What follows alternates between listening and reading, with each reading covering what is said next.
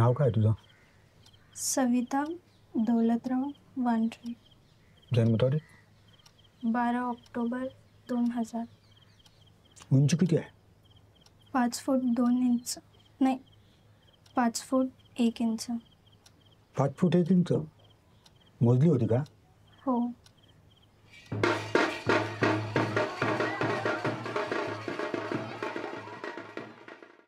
Welcome to PCU university. आणि ह्या PCU युनिव्हर्सिटीचं हे पहिलं मीडिया डिपार्टमेंटचं हे पहिलं पॉडकास्टिंग आहे, जे सर्वात महत्त्वाचं याच्यासाठी आहे की पिंपरी चिंचवड युनिव्हर्सिटी ही पुणे जिल्ह्यामध्ये आहे आणि इथे PIF फिल्म फेस्टिवल झाला, पुणे इंटरनॅशनल फिल्म फेस्टिवल, आणि त्याच्यामध्ये जी विजेती मराठी फिल्म ठरलेली आहे त्या विजेत्या मराठी फिल्मचे स्टारकास्ट आणि डायरेक्टर स्थळ ज्या सिनेमाचं नाव आहे आणि त्याचे डायरेक्टर जयंत आणि नंदिनी असे दोघं, मेन जी हिरोईन आहे नंदिनी, हे दोघंही आपल्याबरोबर आता जॉईन झालेले आहेत.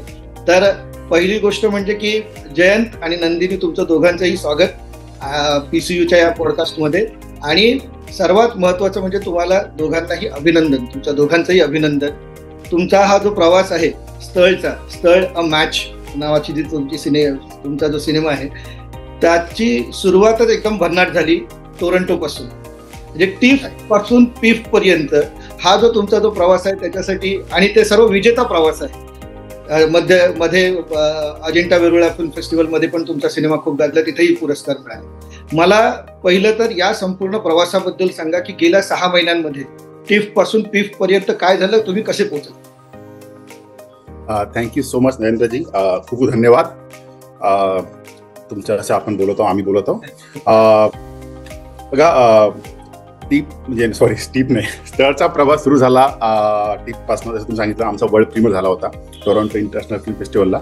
म्हणजे आम्ही ही फिल्म छोटी फिल्म आहे, इंडिपेंडंट फिल्म आहे. आम्ही त्यामुळे खूप जास्त माहीत नाही, मला माहिती होतं की फिल्म आपण बनवली, चांगली फिल्म बनवली, पण टीपमध्ये सिलेक्शन होणं म्हणजे आमच्यासाठी खूप मोठा हे होतं की बाबा टीपमध्ये सिलेक्शन झालं. पण सिलेक्शन झालं त्याच्यामध्ये पुरस्कार पण मिळाला, अवॉर्ड पण मिळाला, net pack for the best Asian Pacific film. तर म्हणजे तो आतापर्यंत माझ्यासाठी खूप म्हणजे असा काय म्हणतो ना, असा ड्रीम कम हा मोमेंट आहे आमच्या पूर्ण ह्या फिल्मसाठी. कारण मला माहित आहे जेव्हा त्यांचा मला मेल आला होता, कारण त्यांनी 2 दिवस आधी सांगितलं होतं, तर मी अक्षरशः नाचलो ऍक्च्युली. कारण मी कधी एक्सपेक्ट नव्हतं केलं की ह्या फिल्मला टीपमध्ये अवॉर्ड मिळेल. कारण एवढ्या साऱ्या फिल्म होत्या, म्हणजे 2 सेक्शनमध्ये, डिस्कवरी आणि आय थिंक 1 मोर सेक्शन, त्याच्यामधनं ही फिल्म निवडल्या गेली. त्यामुळे खूप आनंद झाला. त्यानंतर जो प्रवास, त्यामुळे मला वाटतं त्या अवॉर्ड आणि टीप सिलेक्शनमुळे बाकीचा प्रवास थोडा सुलभ झाला असं मी म्हणू शकतो. आणि त्यामुळे बाकी मग Mumbai film festival, MAMI film festival, तिथे पण आमची फिल्म साऊथ एशिया कॉम्पिटिशनमध्ये होती. नंतर Kerala film international film festival, Dharamshala international film festival, Ajanta Ellora, even Cairo international film festival select झाली होती. पण बिकॉज ऑफ वॉर कॉन्फ्लिक्ट ते फेस्टिवल यावर झालं नाही, त्यामुळे आम्ही ते जाऊ शकलो नाही. आणि नंतर एशियन फिल्म फेस्टिवल आणि आता PIF. टीप ते PIF हा प्रवास खूपच म्हणजे चांगला होता. आणि अवॉर्डपेक्षा जो ऑडियन्स रिस्पॉन्स, रिॲक्शन होता, जो प्रेक्षकांचा प्रतिसाद होता, तो खूप मस्त होता. म्हणजे टीपमध्ये, म्हणजे टोरंटोमध्ये, तिथे तर हार्डली काही मराठी माणसं होती किंवा इंडियन्स होती. म्हणजे मला माहिती आहे ऑडियन्समध्ये जवळपास 15 लोक होती ज्यांना म्हणजे ते इंडियन्स, पण तिथे दोन्ही शो हाऊसफुल होते आणि खूप चांगला, म्हणजे प्रत्येक ऑडियन्स म्हणजे फिल्मशी कनेक्टेड होतं, तिथल्या फिमेल असो की मेल असो. आणि सेम जो रिस्पॉन्स आहे आत्तापर्यंत चालू झाला, PIF पर्यंत चालू झाला. त्यामुळे आय थिंक तो सर्वात मोठा म्हणजे आमच्यासाठी अवॉर्ड आहे. नंदिनी, तुला कसं वाटतंय की तुझी पहिली फिल्म आहे आणि त्याला इतकं चांगलं रेकग्नेशन मिळतंय आणि तुम्हाला इतके अवॉर्ड्स मिळत आहेत, तुला हे अपेक्षित होतं का कधी आपण आपल्या पहिल्या फिल्मला असं इंटरनॅशनल रेकग्नेशन मिळेल आणि आपण इतक्या मोठ्या लेवलला जाऊ? ऍक्च्युली अपेक्षित तर कधीच नव्हता, कारण की एक नॉर्मल मिडल क्लास फॅमिली, तर ते एकच असते की नीट किंवा जेई. आणि फिल्मची फील्ड ती कधी एक्सपेक्ट नाही केली होती की अशा फील्डमध्ये कधी एंट्री होणार किंवा असं काही चान्स मिळणार. तर खूप अनएक्सपेक्टेड होता, खूप एकदम लवकर कॉलेजमध्ये, ऍक्च्युली त्या कॉलेजमध्ये मी होती पण नाही, लास्ट इयरमध्ये मी तिथे ऍडमिशन घेतलेलं.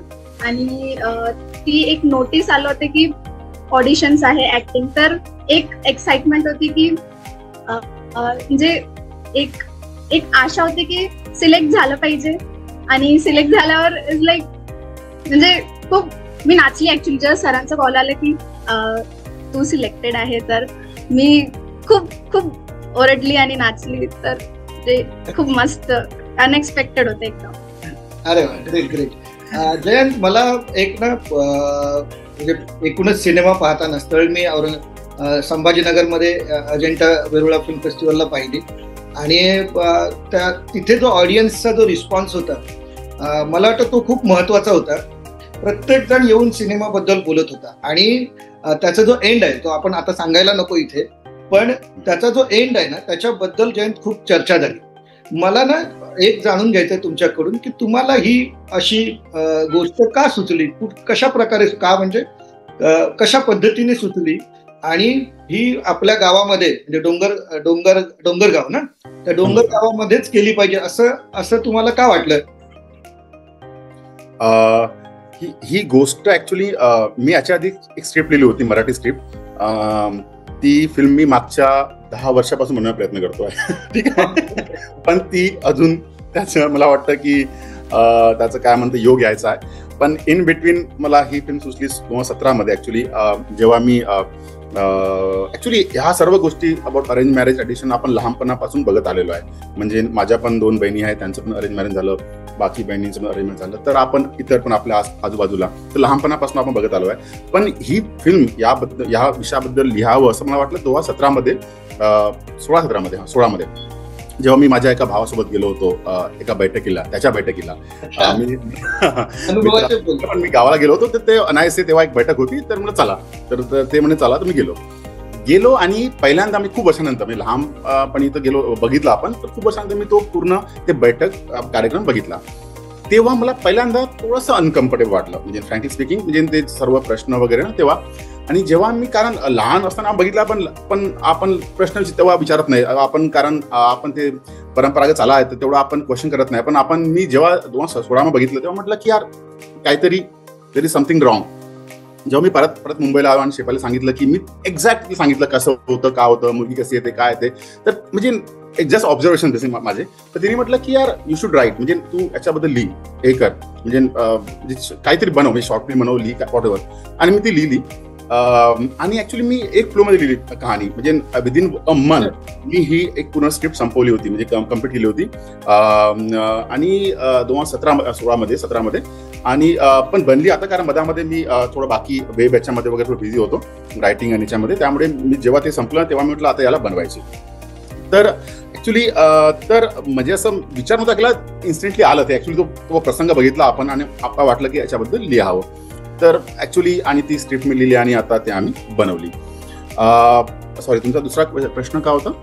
माझा असा प्रश्न होता की अशी प्रकारची स्टोरी का बनवावीशी वाटली, एक तर अनुभव तुमचा आहे का, आणि दुसरी गोष्ट म्हणजे की ही प्रोसेस काय होती, की स्टोरी लिहिण्याची प्रोसेस काय होती, की तुम्हाला स्वतःला आलेले अनुभव जे आहेत तुम्ही सांगितलेत, पण एक फिमेल पर्स्पेक्टिव्ह तुम्ही त्याच्यामध्ये जास्त स्ट्रॉंगली दिलेला आहे.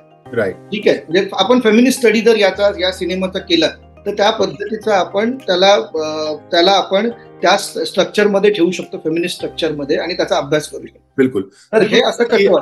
राईट. तर तेच आहे की जेव्हा मी, कारण जे ऑब्झर्वेशन पण होतं आणि जे होतं की इट्स लाईक जे पुन्हा पेट्रियार्की म्हणतो आपण, किंवा पितृसत्ताक समाज म्हणतो, त्याचंच एक त्याच्यावर एक हे होता की कसं की ओव्हर ऑब्झर्वेशन आहे की आपण मुलीला ज्या बैठकीच्या प्रोग्राममध्ये ऍज अ कमोडिटी ट्रीट करतो, लाईक एक वस्तू, की ती आपण त्या वस्तूला जज करतोय. म्हणजे आपण तिचा रंग, तिची उंची, तिचं काय, ती शिक्षण काय, त्याच्यानुसार आपण जज करतो आणि मग बघतो की आता ठरवतो की आता हे वस्तू घ्यायची आहे की नाही. तर जे पुरा कमोडिफिकेशन आहे मुलींचं या पूर्ण सिस्टममध्ये, मला ते फार खटकलं. आणि त्याबद्दल मला वाटलं की हे जे पेट्रियार्की आहे, हे पूर्ण समाजामधली जे पितृसत्ताक समाज आहे, याच्यावर काहीतरी आपण बोललं पाहिजे, काही डिस्कशन झालं पाहिजे. म्हणजे एका फिल्ममधनं समाज चेंज होत नाही किंवा एका बुकनी काही समाज चेंज होत नाही, पण ऍटलिस्ट एक डिबेट एक सुरू झालं पाहिजे समाजामध्ये. माझा तो उद्देश होता. मला वाटतं ही फिल्म बघून, म्हणजे जसं तुम्ही म्हटलं की संभाजीनगर असो, मुंबई असो, किंवा पुणे असो, किंवा इव्हन टोरंटो, म्हणजे एक लोकांची रिॲक्शन, म्हणजे नॉट ओन्ली फिमेल, म्हणजे माणसं पण रडली बघल्यानंतर, कारण त्यांच्या बहिणीसोबत त्यांच्या आईची म्हणजे प्रत्येक घरामधली कहाणी आहे, म्हणजे त्यांनी बघितलं आहे, त्यामुळे त्यांचं कनेक्ट झालं. मला हेच आवश्यक आहे की ऍटलिस्ट लोकांनी इंट्रोस्पेक्ट करावं, बघावं की आपण म्हणजे परंपरागत जे चालू रीती चालल्या आहे हा जरुरी नाही की त्या चांगल्या आहेत. जस्ट इंट्रोस्पेक्ट, म्हणजे महिलांना पण तुम्ही एक समान स्थान द्या. म्हणजे त्या फिल्ममध्ये आहे ना, जसं तो म्हणतो की तुम्हाला मुलांना काय प्रश्न विचारायचा आहे की, म्हणजे नाही मुलांना नाही, मुलाला काय विचारायचं आहे, म्हणजे तुम्ही मुलींना सर्व विचारणार, मुला म्हणजे तो एक फ्रीडम आहे मुलींना. म्हणजे ह्या गोष्टी गावामध्ये अजून पण चालत्या, म्हणजे शहरामध्ये आता थोडं चेंज होत आलेला आहे, पण गावामध्ये किंवा छोट्या याच्यामध्ये अजून पण तोच म्हणजे हे कटू सत्य अजून पण तिथे आहे. त्यामुळे मला वाटलं की याबद्दल बोलणं फार आवश्यक आहे. मला हे नंदिनीला विचारायचं आहे. नंदिनी, तुला जेव्हा जयंतने सांगितली की ही अशी अशी स्टोरी आहे, तू अभ्यास म्हणून एकतर या स्टोरीकडे तुझं पहिली रिॲक्शन काय होती स्टोरीबद्दल? तुझं सिलेक्शन झालं त्याच्याबद्दल तर तू आनंदी होतीस, पण ह्या अशा पद्धतीची स्टोरी आहे आणि मला आता या पद्धतीचं काम करायचं. तुझ्या पण आजूबाजूला अशाच तुझ्या मित्र मैत्रिणी बहिणी वगैरे यांच्या बाबतीमध्ये असं घडलं असेल आणि प्रत्येकाच्या बाबतीमध्ये असं अरेंज मॅरेज होताना असं घडतं. तर तू या दृष्टीने या सिनेमाकडे कसं पाहिलंस, किंवा कॅरेक्टर स्वतःला अभ्यास करण्यासाठी म्हणजे तुमचं वर्कशॉप झालं असेल किंवा बाकी काय झालं असेल, पण स्वतःला ते महसूस करावं लागतं ना की बाबा हे आता असं होतंय, तर याची प्रक्रिया तुझी कशी होती नंदिनी? मी लहानपणीपासूनच बघितली आहे, कारण की माझी जे ताई होते तर त्यांना पण बघायला येत होते मुलांकडचे. आणि कुठे ना कुठे मला पण म्हणजे आता जसं सरांनी म्हटलं की लहान होती तर कळत नाही की म्हणजे विचारावं की कसं विचारू ती गोष्ट. आणि लहानपणी पण खूप छोटी छोटी गोष्टवर त्यांनी जज करत असते की जर 4 लोक माणसं बसून आहे आणि जर मुलगी थोडीशी घाबरली बोलताना तर ते त्यांचं असते की मुलगी भित्री आहे. तर ही एक गोष्ट आहे जी मला लहानपणी खूप खूप जास्त जोरात हिट झाली. आणि मला असं वाटलं की का बरं यांनी असे वागतात आणि का बरं खाली बघूनच का बरं बोलायचं. तर ही गोष्ट लहानपणीपासूनच बघितली आहे.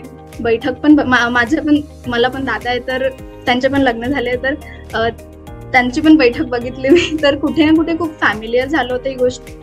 आणि ग्रॅज्युएशन माझं लास्ट इयर होता आणि माझे क्लासमेट्स मधले 1-2 मुली त्यांचं पण लग्न. तर मला असं वाटत होतं की कसं फील होत असेल, म्हणजे मला ऍक्च्युली अनबिलिव्हेबलच वाटत होतं की कसं ती गोष्ट घ्यावी. आणि ऍक्च्युली सरांनी खूप हेल्प केली म्हणजे कसं त्याला फील करून आणि कसं करायचंय. तर मला असं वाटतं की हे तू सांगताना ना मला मी तुला एक वर्ड देतो, objectification of a woman character किंवा ऑब्जेक्टिफिकेशन ऑफ अ वुमन.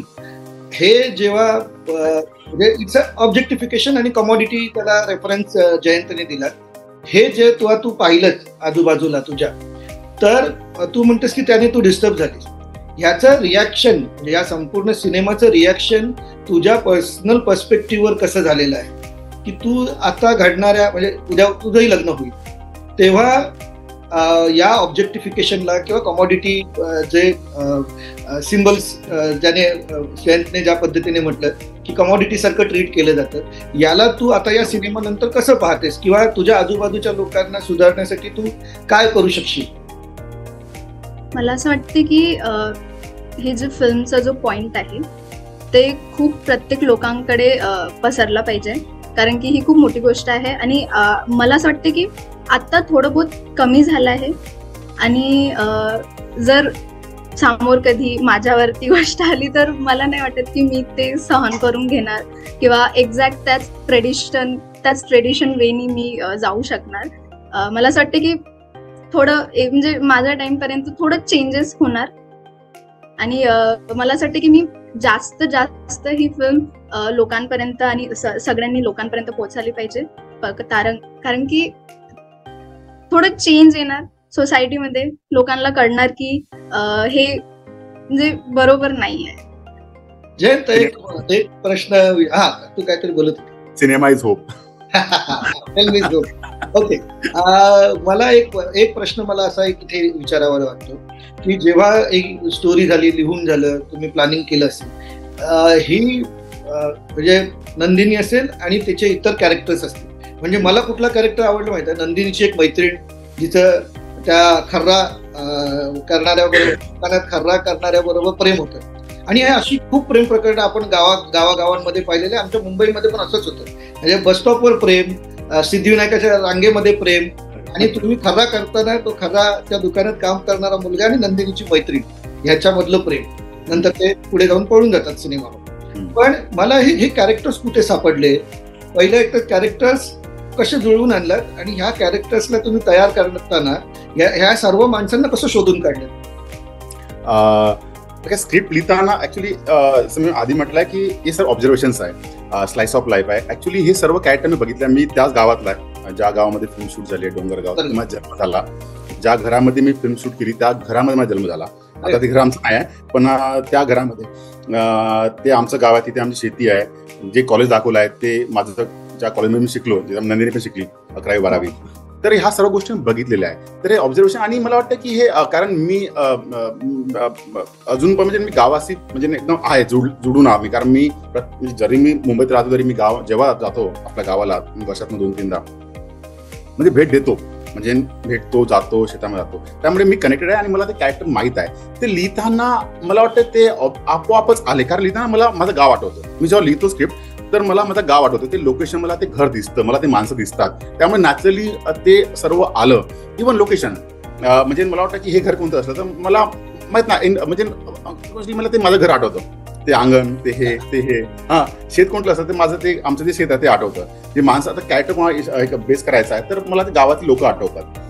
तर कारण ही सर्व ऑब्झर्वेशन आहे. आणि जेव्हा ऑब्व्हियसली सविताची कहाणी आहे आणि तिच्या मैत्रिणी, तर हे बाकी ऍक्च्युली त्यामध्ये तीन मैत्रिणी आहे.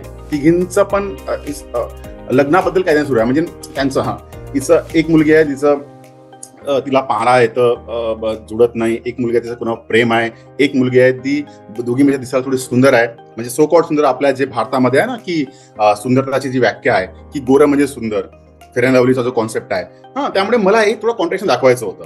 त्यामुळे मी पण तो प्रयत्न केला की एक आहे तिचं सहज लग्न होतं. म्हणतात ना की गावामध्ये पण कोणती मुलगी म्हणजे घरामध्ये असली ना, सुंदर असली, म्हणते की हिचं तर लग्न झालं. आणि कोणी मुलगी थोडीशी असली की सावडी असली, ती हाईट मध्ये कमी आहे, त्याच्यासाठी तुम्हाला हे होईल, म्हणजे तुम्ही जमवून ठेवा, पैसे वगैरे जमवून ठेवा, थोडं प्रयत्न. तर हे जे मी लहानपणापासून ऐकत आलेलो आहे, बघत आलो आहे, तर तेच मी ह्या फिल्म टाकलं.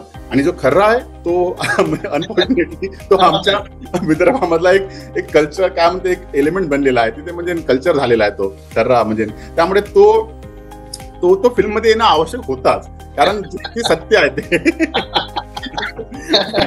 शेती पण सत्य आहे, आणि कारण जी मुलगी येते ती फार्मर शेतकऱ्या घरातली मुलगी आहे, आणि आमच्या घरी पण शेती आहे. त्यामुळे आणि विदर्भाचं कॉटन बेल्ट, त्यामुळे हे सर्व हे ऑब्झर्वेशन बघितलं आहे आणि ते याच्यामध्ये आलं. आणि प्रश्न राहिला आता हे लिहिताना मला ते सर्व आलं होतं, पण जेव्हा आम्ही हे केला की आता मला फिल्म बनवायची आहे, मी म्हटलं की आपण फिल्म तिथेच बनवू, कारण की मला फिल्म एकदम रिअल ठेवायची होती, ऑथेंटिक ठेवायची होती. कारण की भाषा विदर्भातली ही थोडी बाकी जे वराडी आहे थोडीशी अलग आहे, मुंबई पुण्यापेक्षा ऍक्सेंट अलग आहे. त्यामुळे मला तो ऍक्सेंट हवा होता. त्यामुळे मला वाटलं की तिथले कलाकार समजा मी कास्ट केले तर एक रियालिटी येईल. असं नाही की मी ऍक्टर कास्ट केले असते तर जमलं असतं, पण त्यांना जास्त मेहनत घ्यावी लागली असती. आणि हे जे लोक आहे, दौलतराव जे कॅरेक्टर प्ले केलं आहे, की नंदिनी आहे, तिची आई आहे, ती त्याच गावातली माणसं आहे, त्यांनी ते जीवन जगलं आहे, त्यांनी बघितलं आहे. त्यामुळे त्या गल्ल्यांमधलं ते वावरले आहे, त्या घरामध्ये वावरले आहे, त्या शेतामध्ये त्यांनी वावरले आहे, त्यांनी बैलगाडी चालवली आहे, कापूस वेचलेला आहे. त्यामुळे या सर्व गोष्टी इतक्या रिअल वाटतात, कारण ते त्यांनी सर्व जगलं आहे. आपण म्हणतो फिल्म मेकिंग मध्ये की जेव्हा आपण ऍक्टरला म्हणतो की go into the skin of the character, तर ते ऑलरेडी स्किन मध्ये होतं. त्यामुळे आता डिरेक्टर मला माझं काम सोपं होतं, चॅलेंजिंग होतं, कारण यांच्यापैकी कोणीही याच्या आधी कॅमेरा फेस केला नव्हता आणि कधी स्वप्नात पण बघितलं नव्हतं, मला ऐकलं होतं की मी फिल्म मध्ये काम करणार. त्यामुळे ते थोडं चॅलेंजिंग होतं, पण ऍक्च्युली माझ्यासाठी सोपं होतं, कारण माझ्या ऍज अ डिरेक्टर माझ्यासाठी ते कॅरेक्टर दिसणं जास्त आवश्यक आहे. म्हणजे ऍक्टिंग तर पाहिजेच, पण दिसणं ते वाटलं पाहिजे की हा दौलतराव आहे त्या गावातला, ही सविता, ही संगीता आपली लीलाबाई आहे, हे दिसणं म्हणजे एक बिलिव्हेबिलिटी लगेच येतं. नंतर ऍक्टिंग हा सेकंड पार्ट आहे. तर यांना कसं तयार केलं याच्यावर मी थोडं मी करतो की जेव्हा आम्ही कास्टिंग प्रोसेस सुरू केली होती तर जसं नंदिनी सांगितलं, तिची कास्टिंग तर मी ऑडिशन केलं होतं. मला एक मुलगी पाहिजे होती की ती 3rd इयर फायनलला शिकते आहे, आणि त्यामुळे मी बाय डिफॉल्ट मी आपल्या कॉलेजमध्ये गेलो. तिथे आम्ही ऑडिशन एक नोटीसला टाकला होता, त्याच्यामध्ये नंदिनी भेटली. नंदिनीची निवड म्हणजे याची इंटरेस्टिंग कहाणी आहे. नंदिनीने ऑडिशन दिली पहिल्या दिवशी. खूप मुलांनी दिली, मुलींनी दिली, आणि आम्ही रेकॉर्ड केलं. ठीक आहे. आणि ऑडिशन संपलं, म्हणजे सकाळी ऑडिशन 11 वाजतापासून 5-4 वाजेपर्यंत होती. नंदिनी शोर पण थांबली बाहेर, आणि जेव्हा ऑडिशन संपली तेव्हा मला नंदिनी भेटायला आली. बोलते की सर मी अजून एकदा करते. म्हटलं तू केला आहे, ऑलरेडी झालाय. नाही, मला अजून ते ठीक नाही, मी अजून करते. म्हटलं माझ्याकडे आहे, रेकॉर्ड आहे, आम्ही तुम्हाला सांगू. आता आमची परवा ऑडिशन आहे चंद्रपूर, तिथे पण आहे, आपण सांगू. नाही सर, मला डान्स पण करता येते. म्हटलं ठीक आहे. मला रडता पण येते. म्हटलं ठीक आहे.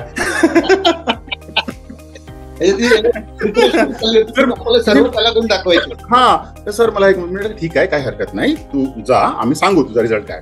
ठीक आहे. आम्ही मग 2 दिवसानंतर आम्ही चंद्रपूर, जो जिल्हा आमचा आहे, तिथे आम्ही काही ओपन ऑडिशन ठेवलं होतं एका जागी. तर ऑडिशन सुरू आहे. तिथे पण खूप लोक आले होते. लहानपणापासून ओपन ऑडिशन होती, म्हाताऱ्यांपासून लहानपण सर्वच लोक आले होते. तर दुपारी 2 वाजता मी बघतो स्टेजवर ही आली परत. मी म्हटलं तुझं काल आली होती, परवाच तर तुम्ही ऑडिशन दिली. नाही तर मला अजून एकदा करायची आहे. ठीक आहे. मला तिची पॅशन पण आवडली. मी म्हटलं म्हणजे 50 किलोमीटर तिथून ती परत आली जस्ट ऑडिशन द्यायला. तर म्हटलं हा, तर तिला म्हटलं कर. तर तिने एक प्रिपेअर एक मोनोलॉग तिने प्रिपेअर केला होता, थोडा इमोशनल, तो केला. मला आवडला तो. आणि मग मी म्हटलं की एक काम कर. मग मी जो माझा कलीग त्याला म्हटलं हा फिल्म मधला सीन आहे, हा दे तिला म्हटलं हा सीन वाच, असं कॅरेक्टर आहे, हे आहे, तू बाहेर जा, प्रिपेअर कर, अर्धा 1 तासानंतर परत ये. ती आय थिंक विदिन 20 मिनिटमध्ये आली, 20-30 मध्ये आली. म्हणजे झालं, ठीक आहे. मग आम्ही परत केलं. तर ती ऑडिशन म्हणजे तिच्या बॉडी लँग्वेज थोडंसं एक, कारण ती ऑब्व्हियसली ऍक्टर नव्हती ते होतं, पण मला तिच्या डोळ्यामध्ये जे होते ना एक ग्रॅव्हिटाज असतो तो ना, तो मला दिसला. जे माझं कॅरेक्टर सविताचं, की मला अशी मुलगी पाहिजे, ते मनामध्ये खूप तिने दळून ठेवलेलं आहे, पण एक्सप्रेस ते मला दिसलं. मी म्हटलं हीच सविता आहे ऍक्च्युली. आणि त्या दिवसानंतर मला भरपूर ऑडिशन घेतले आम्ही, पण माझ्या डोक्यामध्ये समहाऊ ही बसली की हीच, म्हणजे आम्ही खूप डिस्कशन केलं. मी परत मुंबईला आलो, आमचं प्रेप सुरू होतं. तिथे पण काही मुली आल्या होत्या ऑडिशन द्यायला, ज्या ऍक्टर्स होत्या, पण समहाऊ मला वाटलं नाही हीच आहे. कारण हिचं एक अपीअरन्स पण त्या टाईपचं होतं, आणि मला ते तिनं जे परफॉर्म केलं होतं त्यामुळे मला ते आवडलं. बाकी ऍक्च्युली गौरी आणि रंजू दोघींनी कॅरेक्टर ते चंद्रपूरच्या ऑडिशनमध्ये झालं. आणि बाकी मेन होतं मला दौलतराव, जो मला शेवटपर्यंत भेटलेले होते, आपले वडील, हा त्यांचे वडील. हा, आम्ही टेकरिकी करत होतो. टेकरिकी म्हणजे आम्ही आमच्या वावरामध्ये, आमच्या शेतामध्ये दौलतरावसाठी खूप ऑडिशन केल्या होत्या, पण समाव मी खुश नव्हतो, म्हणजे ते येत नव्हतं काहीतरी. आणि रेकी करता करता माझा भाऊ आला, जो काडेगुरुजी बनलेला आहे, तो माझा चुलत भाऊ आहे, तो माझा. तो त्याला घेऊन आला. तो म्हणते की दाढी वाढली, तो म्हणते की याला ओळखलं, दाढी वाढली होती. म्हटलं की कोण आहे? अरे आपला बंड्या आहे. म्हणते काय, लहानपणी त्याला बंड्या म्हणायचो आम्ही, तारानाथ. कारण ते आमचे लहानपणीचे मित्रच आहे, म्हणजे माझ्यापेक्षा सिनियर आहे. म्हटलं अच्छा, अरे बापरे काय बढिया लुक आहे. बघ मध्ये काय होतं का, लुक बघून ना एकदम दाढी वाढली होती आणि त्याचा चेहरा ना एकदम. म्हटलं यार, अगेन माझा कलिग आहे, याला चंद्रना म्हटलं तू एक काम कर, ऑडिशन हे जे स्क्रिप्ट आहे दौलतरावचं, जे ऑडिशन स्क्रिप्ट आहे, हे घरी जा, बाहेर जा, तिथे एक जस्ट शूट करून ये. तो गेला, करून आला, दाखवलं मला. म्हणजे अशीच ऑडिशन, म्हणजे वाक्य चुकले सर्व होतं, पण जो होता ना, जो एक मला कॅरेक्टर जे पाहिजे होतं, ते शब्दामध्ये त्याच्या भाव होते, डोळ्यामध्ये हे होतं. मी म्हटलं बस यही है. मारे. तर अशा खूप कहाणी आहे प्रत्येक कॅरेक्टरच्या. मला वाटतं वेळ म्हणजे अपुरा पडेल, पण प्रत्येक कॅरेक्टरची स्टोरी आहे. इव्हन लीलाबाई ही माझी कझनच आहे, गावामध्ये 8 चक्की चालवत होती. हा, आणि ती फक्त आम्ही गावामध्ये दररोज जायचो बघा, लोक शोधायला बेसिकली. तर ती क्यूज द्यायची अशी. मला माहित आहे, तो भांडणाचा सीन आहे त्याच्यामध्ये, तिला म्हटलं की तू भांडण सोडव, 2 भांडण सोडत होती.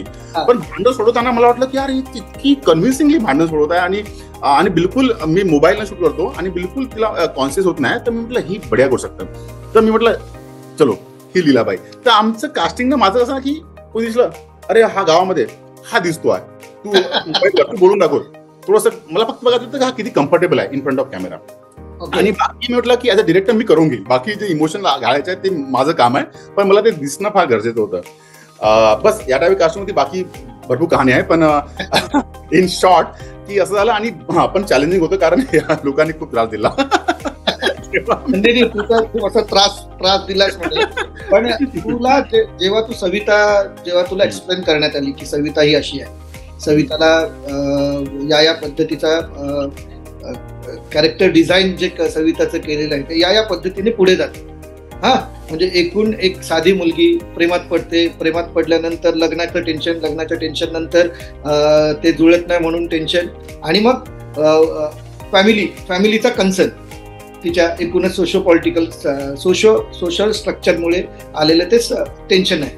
तर हे कॅरेक्टरचा अभ्यास करण्यासाठी तू काय केलंस, कशा पद्धतीने त्या कॅरेक्टरला तू ज्याचा आपण म्हणू की स्टडी केलास त्याचा? ऍक्च्युली मी जास्त तर स्क्रिप्टच वाचली, खूपदा स्क्रिप्ट वाचली, आणि सरांकडनं पण खूप जे इमोशन्स आहेत सीन बद्दल, जे इमोशन्स आहेत ते पण ऍक्च्युली खरं म्हटलं तर मी खूप लहान आहे तर, आणि मी फक्त बघितलंय ती गोष्ट की लग्न आणि ते अभ्यासाचं टेन्शन आणि ते, तर मला तितकं काही अभ्यास नव्हता त्याबद्दल. पण मला असं वाटतं की सरांनी जे गायडन्स दिलाय, तर ऍक्च्युली स्क्रिप्ट वाचू मलाच ते आतून असं आलं की हा मी सविता आहे, आणि माझ्यासोबत मला असं वाटायला लागलं होतं की हा घडत आहे ते पूर्ण प्रोसेस माझ्यासोबत घडत आहे, आणि मला आतूनच ते फील झालं.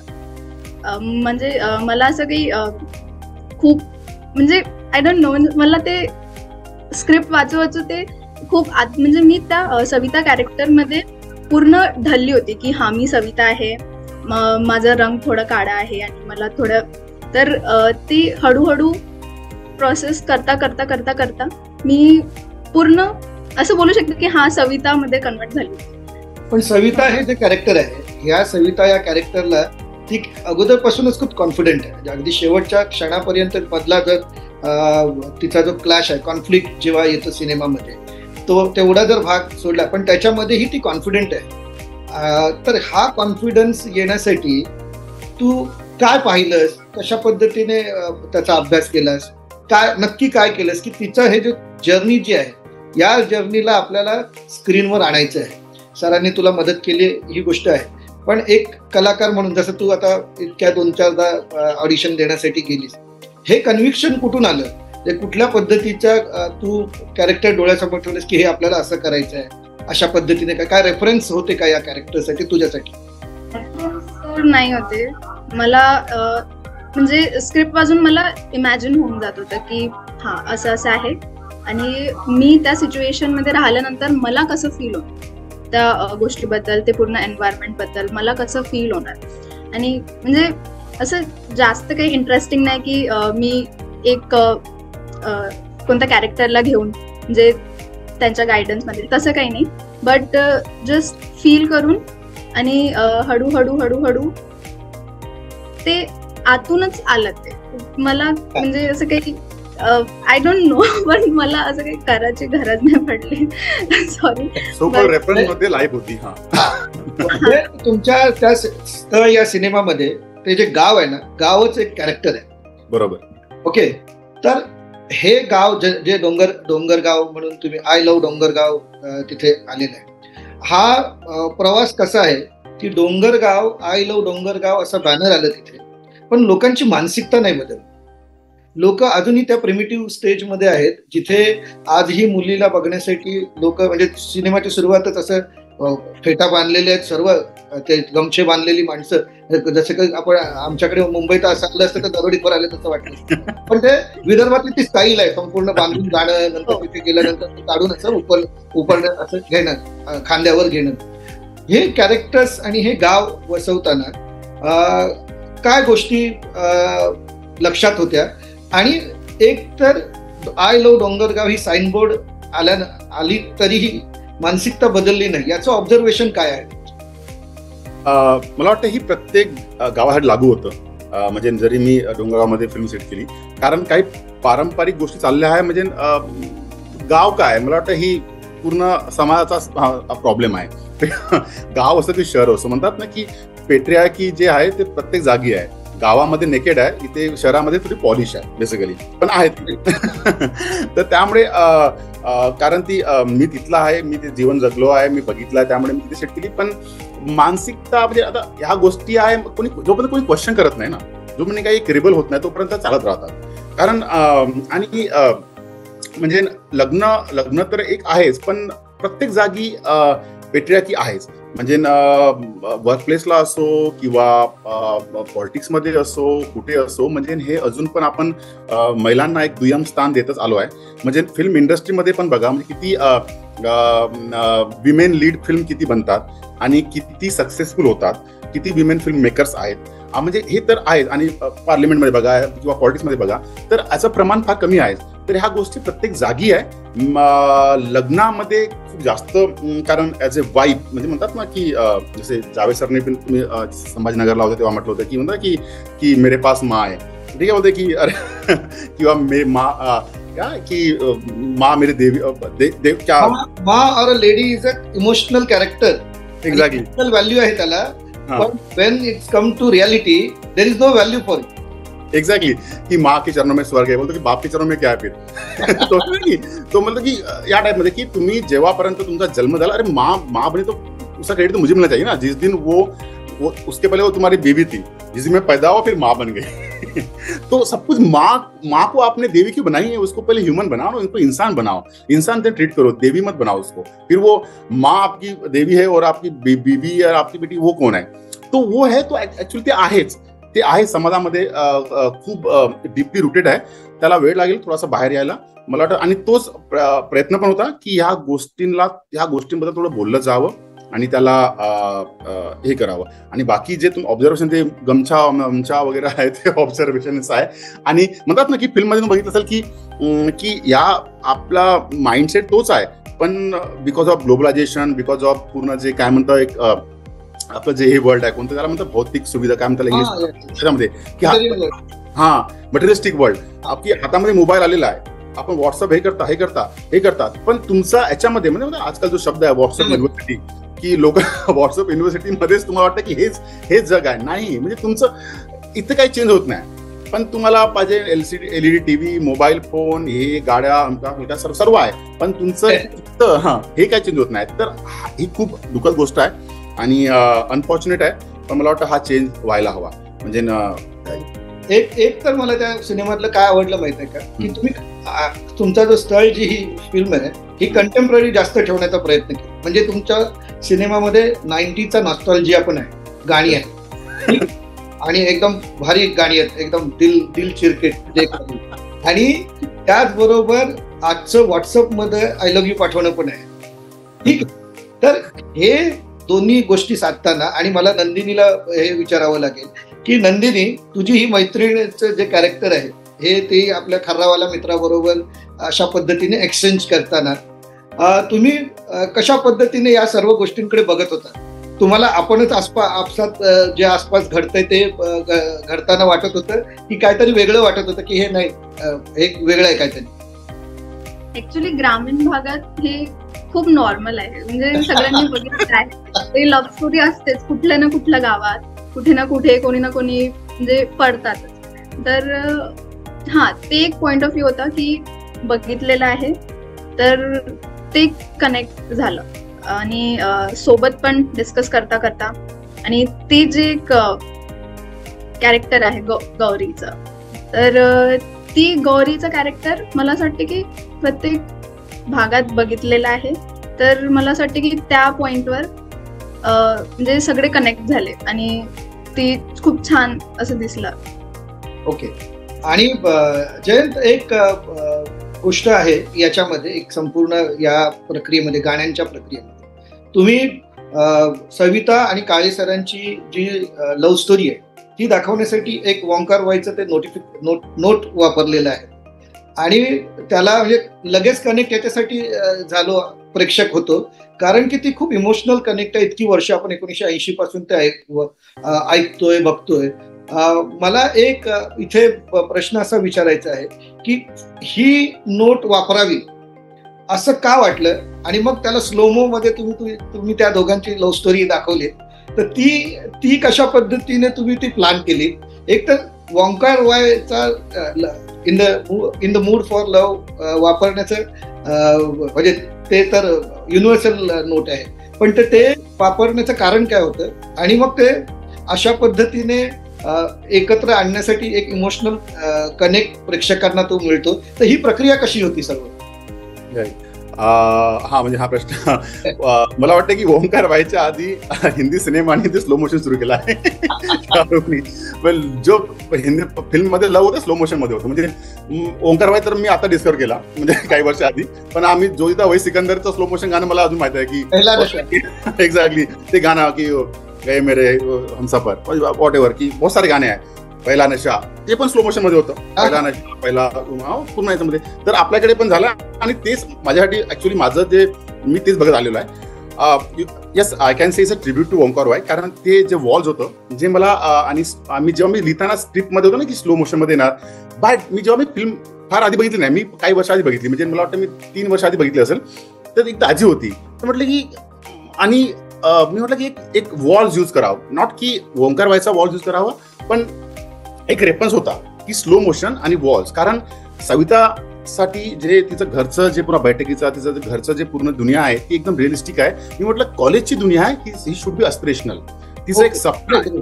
हा ते मला त्या दोन दुनियामधला फरक दाखवायचा होता. तिथे ती बिलकुल बसलेली आहे खाली बघत, तिथे म्हणजे एक तिच्यासाठी एक केज आहे, एक पिंजरा आहे, आणि कॉलेजमध्ये तिच्यासाठी एकदम एक ड्रीम वर्ल्ड आहे, एक ॲस्पिरेशन्स आहे. म्हणून मला त्यासाठी मला ते एक स्लो मोशन आणि एक होतं ना की एक बॅकग्राउंड में वॉल बज रहा है, हे हो रहा है, एक सपना होता ना, एक आपण वाटतं की हा, तर मला तो एक कॉन्ट्रास्ट दाखवायचा होता म्हणून ते मी यूज केलं. पण ती जे थीम बनलेली आहे ती इतकी जवळ जाते ओंकार व्हायच्या याच्याची, त्यामुळे ती वाटतं की जसं तुम्ही पण मागे आपण भेटतो तुम्ही म्हटलं की तुम्ही ती घेतली आहे का? नाही ती नाही, हे आम्ही क्रिएट केली आहे. It's a original piece. ते वॉल्स आहे पण ते इतकं जवळ जातं. तो yes it's a tribute to Omkar Y. मला वाटतं मी ओंकार वायला ओंकार वायकर करून टाकलं. डोंगरकर केलं तुम्ही, डोंगर गावकर केलं. तर मला याच्यामध्ये एक आणखी एक प्रश्न दोघांसाठी आहे, म्हणजे अगोदर तुम्ही द्या आणि नंतर नंदिनीने दिलं त्याचं.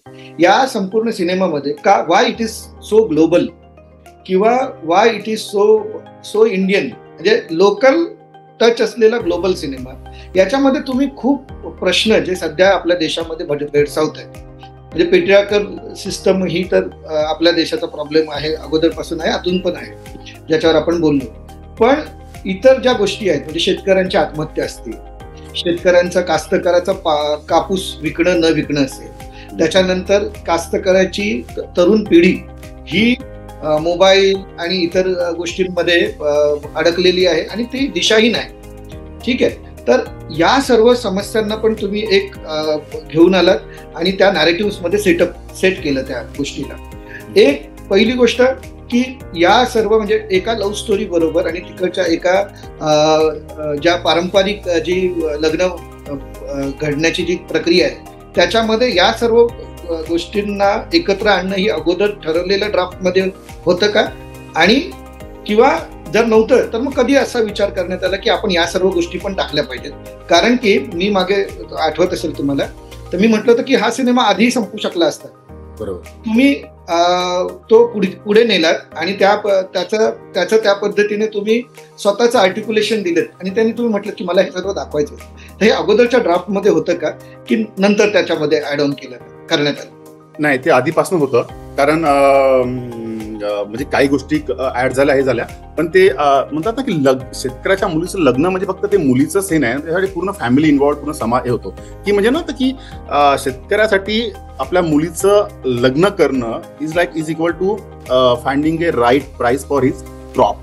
म्हणजे फिल्ममध्ये दाखवलं आहे, म्हणजे त्याला त्याच्या कापसाला पण भाव भेटत नाही आहे आणि इन द सेन्स त्याच्या मुलीला पण एक स्थळ भेटत नाही आहे. तो मला एक मेटाफरिकल ते दाखवायचं होतं आणि त्यामुळे त्यामुळे मला हा आणि मला वाटतं की फिल्म जरी अरेंज मॅरेज सगळं असली तरी ह्या गोष्टी समाजातल्या ह्या गोष्टी यायलाच हव्या आणि येतात बाय डिफॉल्ट. त्यामुळे लिहिताना आपोआपच म्हणजे मला माहित नाही मी कसं, कारण मी फार ऑर्गॅनिकली लिहितो त्यामुळे खूप जास्त की मला हे पण टाकायचं आहे असं येत नाही, कारण ह्या गोष्टी नॅचरल, कारण मला वाटतं मी ते बघितलं आहे. त्यामुळे समजा एक शेतकरीचा घरातली मुलगी आहे तर म्हणजे जरी तिच्या घरामध्ये लग्नाचं सुरू आहे तर मागचं बॅकग्राऊंड जो आहे त्याचा, त्या घरी शेती आहे, त्या कापूस पिकतो आहे, त्याला कापसाला भाव भेटत नाही आहे, हे आहे, ह्या गोष्टी येणारच. आर्थिक अडचणी, कारण त्याचा सोर्स ऑफ इन्कम तेच आहे शेती, आणि जेव्हा हुंडाच्या गोष्टी होतात तेव्हा याच्या गोष्टी होतात त्याची आर्थिक अडचण ते येणारच. तर मला वाटतं अनएम्प्लॉयमेंट अगेन, आणि जसं मी फिल्म दाखवलं आहे की जसं जसं मुलीसाठी पण एक लग्न जुळणं जितकं कठीण आहे तेवढं मुलांचं पण आहे. म्हणजे जर समजा मुलाला सरकारी नोकरी नसेल, एक स्टेबल जॉब नसेल, तर त्याला पण त्याच्यासाठी पण तेवढंच मुश्किल आहे जेवढं मुलीसाठी आहे. म्हणून त्या फिल्ममध्ये ते माझी लाईन फार म्हणजे मला डायलॉग जो आहे की कास्तकाराच्या पोरांना प्रेमात नाही पडावं, काही भाव भेटत नाही. कास्तकारांच्या तुमच्या काय शेती आहे, काय आहे, आणि खरंच कास्तकारांच्या मुलांना प्रेमाविमाचा काय फायदा नाही का, असं तुला काय वाटतं? मला ऍक्च्युली खरं आहे ती गोष्ट. कास्तकारांच्या मुलाला भाव नाही भेटत. आता बघितलं गेलं तर सगळीकडे, इव्हन गावामध्ये पण एक छान स्टेबल हजबंड असं सर्वांना पाहिजे असते. आणि कास्तकारची जे लाईफ आहे ते मला असं वाटतं की नॉट मला असं वाटते पण ती शेतवर डिपेंड करते पूर्ण. आणि त्याच्यामुळे थोडं कठीण जाते मुलांसाठी पण जर ते कास्तकार असले तर. आणि हे पण खरं आहे की कास्तकाराची मुलगी कास्तकाराच्याच घरी जाणार, हे पण खूप कुठे ना कुठे अगदी खरं आहे. आणि बस मला अनेकदा ऍस्पिरेशन्स असतात की जी मुलगी शेतकऱ्याची असते, म्हणजे कोणाच्या अनेकांचे असं ऍस्पिरेशन असू शकतात ना की मी आता शेतीमध्ये काम करते, कपास काढायला जाते, तर मला एक थोडंसं स्टेबल शहरी, म्हणजे अनेकांना शहराचा एक ध्यास असतो. तसंही असू शकतं ना की तुझ्या आजूबाजूला असणाऱ्या ज्या मैत्रिणी असतील तुझ्या वयाच्या किंवा त्या सविताच्या वयाच्या, यांचं ऍस्पिरेशन्स काय असतं, यांचं ऍस्पिरेशनल वर्ल्ड काय असतं जेव्हा ते लाईफ पार्टनर शोधतात. याच्याकडे तुमचं डिस्कशन झालं का कधी तुझ्या मैत्रिणींबरोबर, त्या ज्या तुझ्या बरोबर होत्या त्यांच्याबरोबर? ऍक्च्युली माझ्या मैत्रिणींबरोबर आणि बाकीचे पण जे आहे तर आता त्यांनी गावातल्या आहे तर त्यांना असं वाटते की हा एक छान घर, पीओपी आणि एक पीओपी इज व्हॉट? करतात ना ते पीओपीचं घर, विटांचं नको घर, पीओपी. अरे वा वा, ग्रेट ग्रेट. गावात पण मुलींना ते आहे की छान एक पीओपी, एक छान घर आणि एक नवरा. आणि त्यांना नाही, म्हणजे त्यांना शेतीचं काम मला असं वाटत नाही की त्यांना करूशा वाटणार किंवा वाटते की त्यांना सामोर जाऊन पण शेतीचं काम करायचं आहे. आणि म्हणजे त्यांना असं आहे की जी लाईफ ते लहानपणीपासून जगत आहे, जी बघितली आहे, ते न बघता म्हणजे लग्न झाल्यानंतर पण एक छान स्टेबल एक हाऊसवाईफ त्यांना लाईफ पाहिजे असते. मी तर म्हणजे थोडी माझं शिक्षण म्हणजे मी चंद्रपूरची आहे बेसिकली, तर तिकडे तर हे सर्व नव्हतं. बट वरोरा शिफ्ट झाल्यानंतर मला खूप मुलींबद्दल कळलं, कारण की तिकडे जे विचार आहे मुलींचे ते खूप नॉर्मल आणि एक एकदम हाय, जे सिटीजचे गर्ल्सचे जे विचार असते एकदम तसं नाही, एकदम नॉर्मल. जसं एक छान नवरा, शेतकरी. मला नाही वाटत की कोणाला पण शेतकरी नवरा हवा आहे. मला नाही वाटत असं. आणि म्हणजे तेच ते एक नॉर्मल लाईफ पाहिजे असते त्यांना. बाकी असं एकदम जास्त काही नाही की हेच पाहिजे गाडी आणि ते सर्व त्यांचं नाही आहे. बेसिकली वही की ऍड प्रयत्न करतो त्यामध्ये की त्यांनी लहानपणापासून बघितलं असतं ना, म्हणजे ही राहते थोडी शहरामध्ये राहते, त्यांची ऍस्पिरेशन थोडा एक आहे, तिला अजून पण तिला जॉब करायचा आहे करायचा आहे. पण जे गावात त्यांनी लहानपणापासून शेतीतले काम करता आले त्यांना वाटतं की नाही, आता मला एक सेटल ना छान घर, मला आता हे नको. त्यामुळे त्यांचं जास्त अपेक्षा नसतं, कारण त्यांनी तेवढं बघितलेलं नाही. तर मला वाटतं, आणि अनफॉर्च्युनेटली आहे की शेतीची अवस्था अशी झालेली आहे, कारण पुरं निसर्गावर अवलंबून आहे, भाव भेटत नाही. दरवर्षी माझ्या घरी शेती आहे, आमची दरवर्षी पाण्यामध्ये डुबतं, यावर्षी पण डुबलं होतं, जेवढी सर्व मेहनत हे होतं. तर कुणाला वाटतं की यार की फक्त शेती करून फायदा नाही, काहीतरी सोबत जोडधंदा हवा किंवा काही परमनंट जॉब असतात, काय कोणत्याही आई बापाला वाटतं की यार मुलीचं लाईफ सिक्युअर व्हावं. त्यांना वाटतं की यार शेतकऱ्याचं काय माहिती, त्याची शेती उद्या चालली नाही किंवा हे निसर्ग अवलंबून आहे, त्यामुळे की यार जॉब आहे ठीक आहे, सरकारी जॉब चांगला आहे, टेन्शनच नाही आहे. तर ह्या गोष्टी आहेत. त्यामुळे शेतकरी म्हणजे अनफॉर्च्युनेट आहे की कोणीही शेतकऱ्याच्या मुलाचं लग्न करायला बघत नाही. अनलेस तो शेतकरी खूप जास्त श्रीमंत, खूप वडिलोपार्जित जमिनी असेल, वडिलोपार्जित त्याची हे असेल तर ठीक आहे. पण साधारण टिपिकल शेतकऱ्याचं अनफॉर्च्युनेट आहे, नाही बघत. याच्यामध्ये एक महत्वाचं एक आणखी पण एक त्याच्यामध्ये आहे की तिच्या वडिलांनी आत्महत्येचा प्रयत्न केल्यानंतर तिथपर्यंत पोहोचण्याचा जो प्रवास आहे. बघा, आज आपण चंद्रावर गेलो, त्याच्यानंतर तुम्ही खूप अशा डेव्हलपमेंटच्या गोष्टी केल्या, पण आरोग्य व्यवस्था ही तुमच्या गावापर्यंत पोहोचलेली नाहीये. हे पण तुम्ही चांगल्या पद्धतीने त्याच्यामध्ये दाखवलेलं आहे. मला नंदिनीच्या आई वडिलांबद्दल विचारायचं आहे. तर नंदिनीचे म्हणजे सविता या कॅरेक्टरचे जे नंदिनीने केलेलं आहे, तर हे करत असताना काय त्या आई वडील इतके ऑथेंटिक आहेत, इतके ऑथेंटिक त्यांनी स्वतःला प्रोजेक्ट केले तुम्ही त्यांना, की प्रत्येक आई वडील अशा पद्धतीनेच विचार करत असेल, पोरीची काळजी करणं, ती अभ्यास करताना तिच्याकडे पाहणं की हिचं काय होणार पुढे. त्याच्या आई हे जे कॅरेक्टर आहे आणि एकूणच नंदिनीचा अप्रोच जो आहे, सो कॉल्ड वुमन, ज्याला आपण म्हणू की वुमन एम्पॉवरमेंटचा जो अप्रोच आहे नंदिनीचा, कारण की तिला शिकून पुढे व्हायचंय, तिला काय घरात हे बसून घरकाम नाही करायचं, तिला ती अभ्यास करते, स्पर्धा परीक्षेसाठी अभ्यास करते. तर ह्या स्ट्रॉंग वुमन कॅरेक्टर्स तुम्ही जेव्हा विचार केलात तेव्हा तुमच्या डोक्यामध्ये काय होतं की या सपोर्ट करणाऱ्या फॅमिली बरोबरच एक एम्पॉवर्ड होणारी मुलगी तुम्हाला दाखवायची होती, असं अशा पद्धतीचं होतं का की काय वेगळं हे होतं?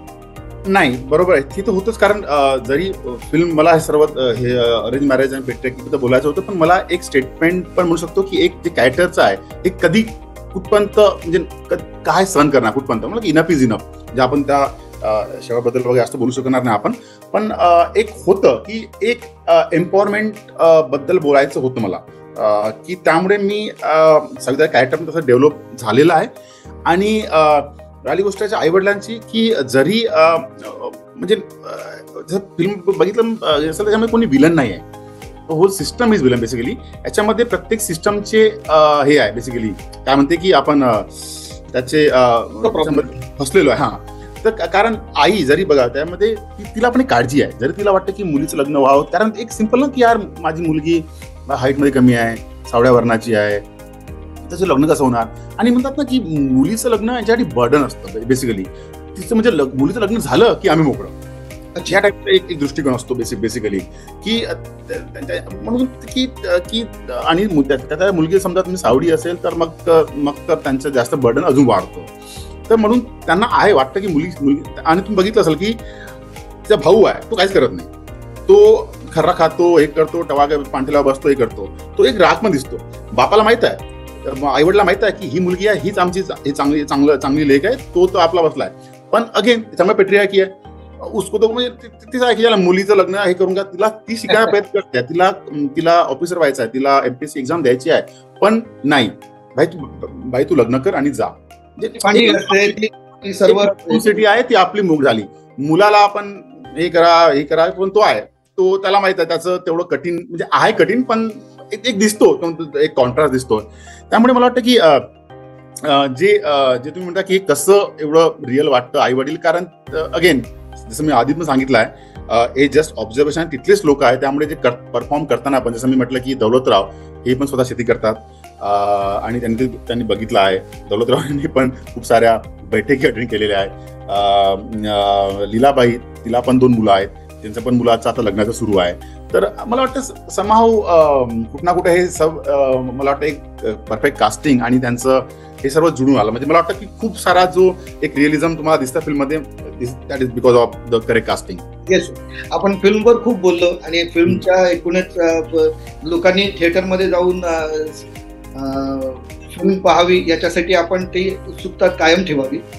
मला आता तुम्हाला एक विचारायचं आहे की तुम्ही ज्या पद्धतीने आता सिनेमा तुमचा घोडदौड करतोय. प्रत्येक फिल्म फेस्टिवलमध्ये त्याला एक पुरस्कार आहे आणि त्याला एक चांगलं, ज्याला आपण म्हणू ना की ॲप्रिसिएशन मिळते प्रेक्षकांना. मला दोन महत्वाच्या याच्याबद्दल बोलायचं. जसं आपण टिफ ते पिफ असं जर आपण प्रवास जर याचा पाहिला, मला एक विचारायचं होतं, टिफ मध्ये जेव्हा तुम्ही गेलात, जेव्हा तुम्ही सिनेमा पाठवला, तिकडच्या प्रेक्षकांची रिॲक्शन आणि पीफ पर्यंतच्या म्हणजे वाया अजंठा वेरूळा फिल्म फेस्टिवल किंवा मध्यंतरी हिमालयातलं film festival, Dharamshala film festival, audience reaction काय तिकडच्या आणि याच्यामध्ये कितपत चेंजेस होते किंवा काय पद्धतीने ते विचार करत? मी तर म्हणतो की ऑडियन्स रिॲक्शन एक्झॅक्ट सेम आहे. सेम इन द सेन्स टीपमध्ये म्हणजे टोरॉन्टोमध्ये तेवढा प्रतिसाद होता तसा होता, फक्त कारण त्यांना लँग्वेज कळत नव्हती. त्यामुळे जे भाषेतले जे न्युआन्स आहे, जे जोक्स आहे काही मला वाटतं इथे लाफ्टर नाही आला, तर ते येत नव्हता. पण जे इमोशन होते ते एक्झॅक्ट सेम होते तिथे पण. म्हणजे मला ऑन द स्ट्रीट, म्हणजे मी जेव्हा टोरॉन्टोच्या ते फेस्टिवल स्ट्रीटला फिरत होतो, तिथे 2 रशियन मुली आल्या आणि मला भेटल्या म्हणे की we watch your film so I was crying. म्हणजे जे इमोशन असतं युनिव्हर्सल असतं. म्हणजे रशियाच्या मुलींनी नाही बघितलंय अरेंज मॅरेज, तिचं लग्न झालं नाही, पण ती कनेक्ट झाली त्या मुलीशी, सविताशी, त्या भागाशी. तर माझ्यासाठी ते खूप खूप मोठं होतं. एक इंटरेस्टिंग, एक पाकिस्तानी मुलगा आणि एक इंडियन मुलगा दोघांसोबत मित्र होते, ते पण आले माझ्याकडे. त्यांनी पण त्यांना पण म्हणजे मुलं होते, पण ते होते, पण त्यांनी पण कनेक्ट केलं. तर म्हणजे सेम रिॲक्शन मला पीपमध्ये, म्हणजे वाया धर्मशाला म्हणजे तिथे हिंदी ऑडियन्स होती, तिथे पण सेम रिॲक्शन. पण मुंबई, पुणे आणि संभाजीनगर, आपलं अजंठा एलोरा ह्या फेस्टिवलमध्ये इथे प्रतिसाद अजून वाढला, कारण त्यांना ती भाषा कळत होती. कारण जे जोक्स टोरॉन्टोमध्ये नाही त्यांना समजले किंवा इथे समजले, ते इथे कारण त्यांना इतकं ते आपलं वाटत होतं एकदम, त्यामुळे खूप जास्त रिस्पॉन्स भेटला. पण जे आपण इंटेन्सिटी म्हणू शकतो किंवा त्याचं जे प्रमाण आहे ते सेम आहे इथे. म्हणजे इथे खूप म्हणजे इंटेन्सिटी वाढली, म्हणजे रिस्पॉन्स सेम आहे पण याची इंटेन्सिटी वाढली.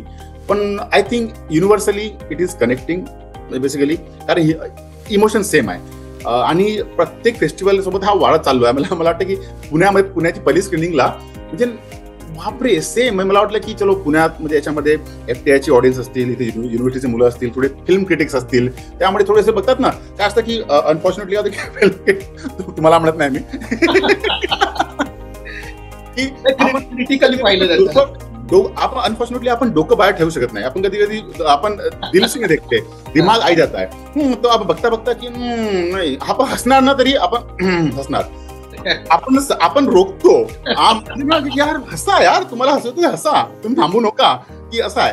तर आम जनता जे असते ना ती खुलकी असते. म्हणजे औरंगाबादची स्क्रीनिंग मला तिथे एकदम लेमॅन होते, आम जनता होती. त्यांनी जे ते असे एकदम ते माहित आहे, दोन आजी आल्या आणि म्हणजे त्या मुलींना म्हणतात, मुली नो तुम्ही असं करू नका, तुम्ही पण धडा शिकवा. अशा दोन आपल्याकडे मी त्या एकदम इन्स्पायर झाल्या होत्या. आम्ही तर केलं, तुम्ही करू नका आता.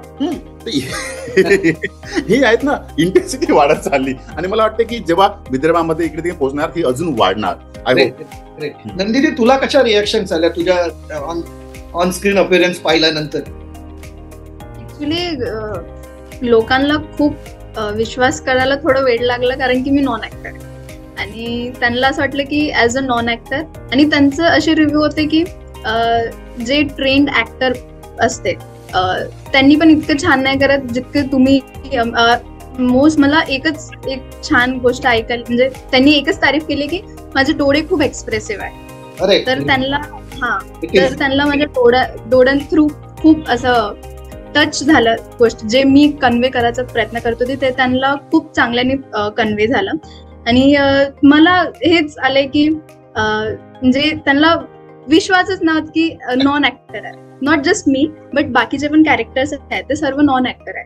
नाही, पण अप्रिशिएशन कसं तुला मिळालं? म्हणजे कुणी येऊन तुला फोन केला पहिल्यांदा जेव्हा तुला स्क्रीनवर तुझ्या ओळखीच्या लोकांनी पाहिलं असेल किंवा अनोळखी लोकांनी पाहिलं असेल, त्याचं अप्रिशिएशन, सर्वात चांगलं अप्रिशिएशन कुठून आलं असं तुला वाटतं? मला असं वाटतं की आता मी विदर्भाची आहे, इकडे तर स्क्रीनिंग नाहीच झाली होती. तर मुंबईलाच मी स्क्रीनिंगसाठी गेलेली. तर तिथेच ते फिल्म झाल्यानंतर सर्व म्हणजे बोलले की खूप छान तू कन्वे केलाय मेसेज, खूप छान. म्हणजे तुझी जी बॉडी लँग्वेज होती ते एकदम अशी होती की प्रॉपर तू तिथेच त्याच पोझिशन मध्ये. आणि सविता तर त्यांना असं वाटलं की म्हणजे ॲज अ नॉन ऍक्टर पूर्ण जे बॉडी लँग्वेज आहे माझी आणि द वे की ते मेसेज कन्वे करणं, तर त्यांना खूप छान आणि खूप आय गेस स्ट्रेंज पण कुठे ना कुठे वाटलं की ॲज अ नॉन ऍक्टर कसं होऊ शकते. आणि नंदिनी सविता सारखीच आहे का ती वेगळी आहे?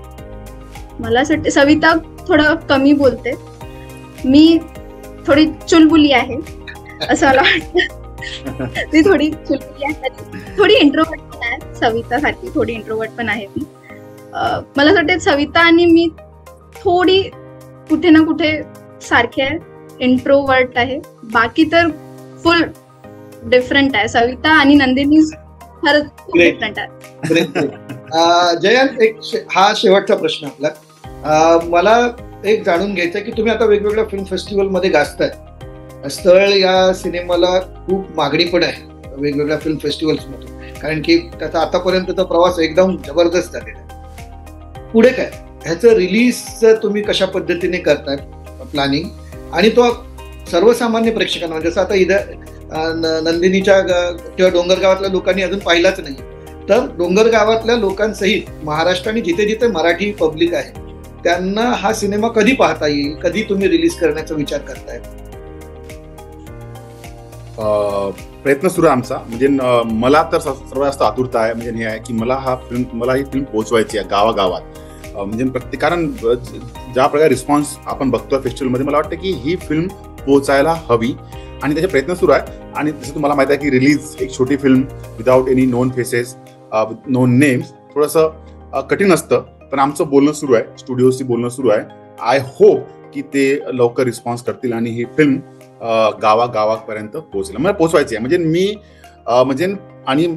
माझं हे आहे की मी पोहोचवून राहणार, म्हणजे मी पोहोचवणारच. Great great great. हा, किती पण हे असो कठीण, काय म्हणते, कठीनाई आएगी लेकिन हम करके रहेंगे. Great great great. नंदिनी आणि जयंत, तुमच्या दोघांचंही खूप खूप खूप एकतर पहिलं अभिनंदन आणि खूप खूप धन्यवाद. पिंपरी चिंचवड युनिव्हर्सिटीच्या मीडिया विभागाच्या या पहिल्या पॉडकास्टला तुम्ही आलात, तुम्ही तुमचे विचार मांडलेत आणि मी अशी आशा करतो की स्थळ जे आहे हे त्याच्यामध्ये ना रिपीट खूप ते नवरी पाहण्याचा जो प्रोग्राम आहे तो रिपीट आहे, तसेच रिपीट व्हॅल्यू तुमच्या सिनेमाला मिळो आणि प्रेक्षक वारंवार तुमच्या त्या सिनेमाला यावं, रिपीट परत परत पाहायला यावं अशी मी अपेक्षा करतो. आणि खूप खूप धन्यवाद आणि खूप पुढच्या वाटचालीसाठी तुम्हाला खूप खूप शुभेच्छा. धन्यवाद. Thank you so much. खूप सारे स्थळ मिळावं स्थळला अजून. Yes yes. Thank you thank you so much. Thank you very much. Thank you very much. Thank you.